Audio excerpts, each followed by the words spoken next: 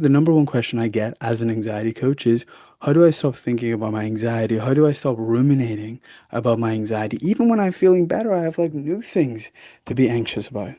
Rumination thrives on autopilot, right? So we're going to be using these six tools, which is awareness, grounding, framing, worry windows, and things like self-compassion to step off the hamster wheel. So think of anxiety and you thinking about anxiety and focusing on anxiety like a wheel. You're the hamster. I know you're not a hamster, right? But just imagine with me for the next 30 seconds you're a hamster. And you can go live your happy hamster life, and you might even have a good human owner pet. But you decide, okay, I'm going to waste time by this wheel inside the house.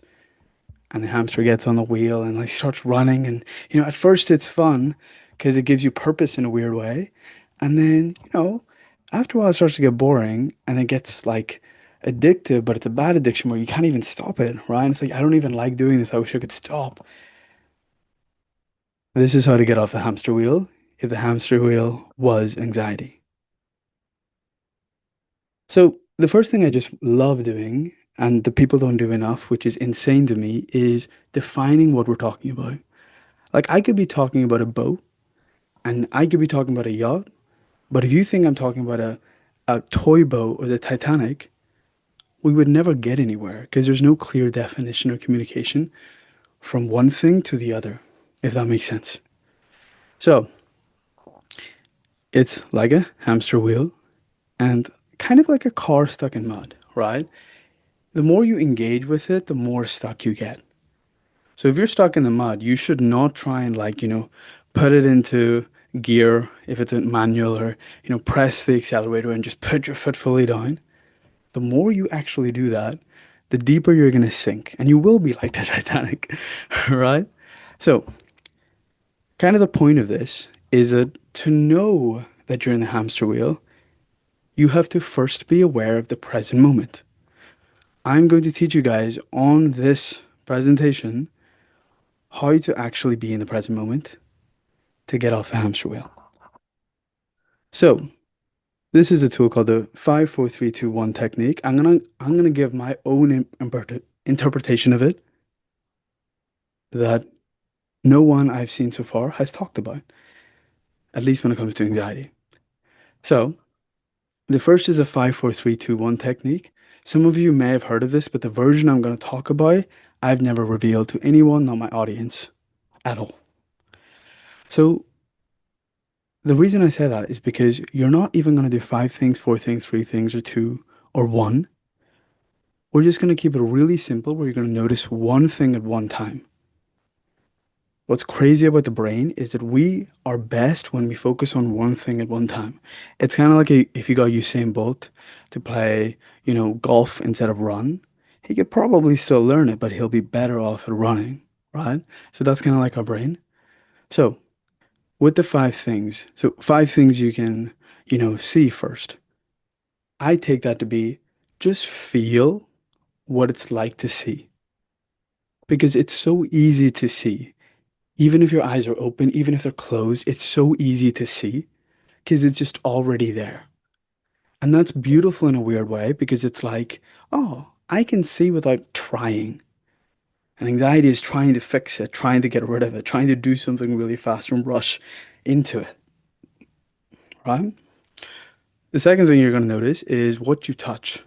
So you don't have to be touching anyone. I'm not saying like every time you have to be present, you go touch someone and you're in a crowded street and you're like, just touch someone on the shoulder and like, I need to be present right now.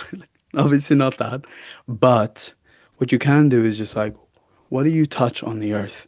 Is it your shoes? Is it the ground? Are you on a bed? Is it the bed? You know what I mean? It could be a wall. It could be a seat. It could be another person as well. If you're in a conversation, if you're hugging someone, for example. And then finally, just one thing you hear. So it could be the quiet, it could be the wind, it could be another person's voice. For example, right now it's my voice, right? So just notice one thing you see, one thing you feel. I prefer feel over touch. And one thing you hear. And one and three, you don't have to create, which is beautiful. Sound is already there, vision is already there. Even if your eyes are closed, you can still see something. Like if you ever do the closed eyes meditations, you see that you can kind of see light or darkness. And just as a bonus thing that you guys get just for watching this or showing up live, is I'm going to teach you something that's actually not on the presentation. And you can do this with me right here. Like if you're watching this and like you're in a private area or you feel like you can do this, you're not in public, you could be in public, who cares? All right. But don't be driving or anything. Don't be driving. Be in a safe place. Literally take your both hands, rub them together like this. And might make a little sound and go slow, don't rush. And then you might hear like a little warmth, right? And then you just put slowly, gently your um palms relaxed on your eyes. But you want to keep your eyes open. You don't want to be squishing your face. And just look at the darkness and just let your eyes fully relax. And just notice what you see. And you want to do that for like, 60 seconds. You can do it as long as you want, really. And I'm not gonna do it for like 5 minutes just because you guys are watching me. But you can do it. If you can put a timer if you feel like you don't do it long enough. Even 30 seconds is enough. So if you're in your room or you're, trying to chill and you're prepared to go out or go you're at meeting at work, you can just, do that as a new regulation tool. Okay, cool. So this what this does is it takes back control of the steering wheel instead of turning off autopilot, which is the hamster wheel. And you're taking energy away from thoughts or rumination and you're putting it on your body as a tool to stay present in a nutshell. So, another way you can break the loop is through actually movement. One of the number one questions I get teaching meditation is like, how can I, translate what I feel in meditation to my, daily life when I'm at work and when I'm with my kids, when I'm with my partner? How can I translate it to that? I'm calm in the meditation and then I'm not calm afterwards, or I'm calm for a little bit and then I'm back to the egoic mind. I'm lost in thought, right? The egoic mind is a term coined by someone called Eckhart Tolle, who wrote a really best-selling book called The Power of Now, which I recommend. So another way you can do this is through movement. And not only does this help you be present, it helps you defeat health conditions. It helps makes you live longer, makes you stay younger longer, which is movement or exercise. Any type of movement is good. So at the very minimum, doing a walk, going on a light jog, doing some yoga, some stretches. At the very least, doing that at least daily is good. If you can, doing exercise, things like running, sports, Pilates, lifting weights, obviously being safe. Maybe, 3 to 6 times a week is really good. Sometimes 7 times a week if it's cardio that gets your heart rate up. So what that does is it clears the fog. So it's kind of like if you're driving the car and it's really misty and foggy and you can't really see the road. Wouldn't it be crazy if you could just do something for maybe like 30 minutes, 60 minutes of the day and it's just completely clear? And anxiety is a fog that can last all day. So it's like you have no idea where you're going. But if you kind of move, it clears the fog so you can see the path a little bit. Even if in the beginning it only clears it a little bit, you can see the next step. And then you can take that step and then take the other step. Because at the end of the path is a regulated nervous system. And I don't even like to see it as like end of a path. I just like to see it as the current sort of, life problem I'm dealing with in a healthy way. Okay, cool. So basically, nutshell, the 30-second summary is moving your body helps your mind. I love this quote, and I don't hear people talking about it enough, which is an overactive mind is a sign of an underactive body. So move your body and heal your mind.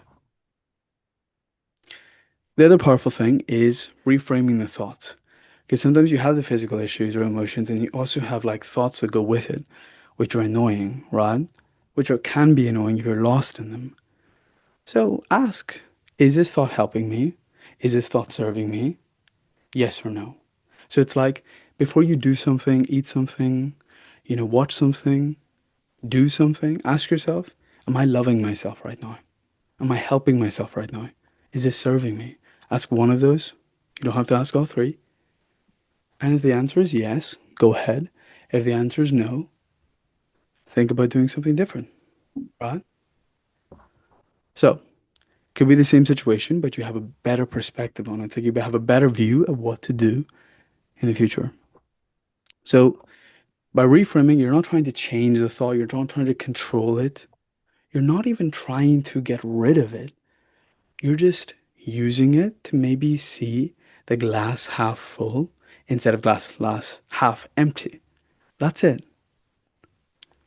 So, the other thing is, it's okay to be stressed. It's okay to be anxious. Just don't do it all the time. Because at its baseline, at its core, it is an emotion. That's all it is. It's just an emotion and a sensation that creates certain thoughts based on the state your nervous system is in, right? That's all it is.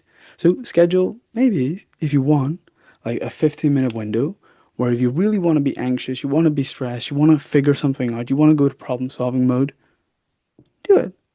If it's not urgent in the present moment, like you're driving and you want to reply to a text, then obviously don't do the text. Do it later. When you get home, if you still can't do it, you can write it down. That's what I do. I have like, different categories in my life and I just write it down. If it's a content thing, it's a community problem to help you guys. If it's a personal problem, if it's a family time, like whatever it is, right? So you just schedule it in the same way. So if you want, spend some time trying to figure it out. Maybe do like 5 minutes. Like I love this other lesson that I don't think I talk about enough, which is, this helps you live life in a very calm way. Like you're not so stressed all the time. And it's so simple and it's like just this one little thing. And it's if I won't care about it in 5 years, I'll only worry about it for 5 minutes.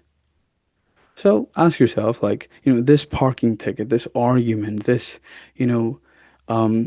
extra work that I have to do, this annoying, hurtful comment, whatever it is, would you care about it like when you're on your deathbed?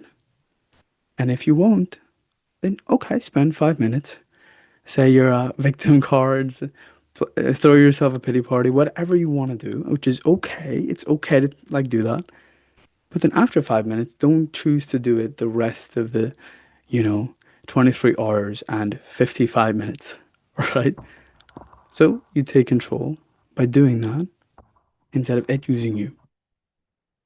And finally, practice self-compassion. This is the thing that I don't really see talked about with other anxiety coaches, anxiety creators. Everyone focuses so much on like the symptoms, but in order to stay healed, you have to actually stay in a healthy, safe, loving relationship with yourself.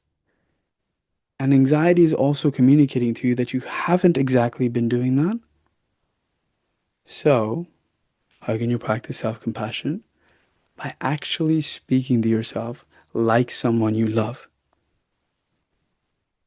And believe it or not, many of you don't. I most certainly didn't.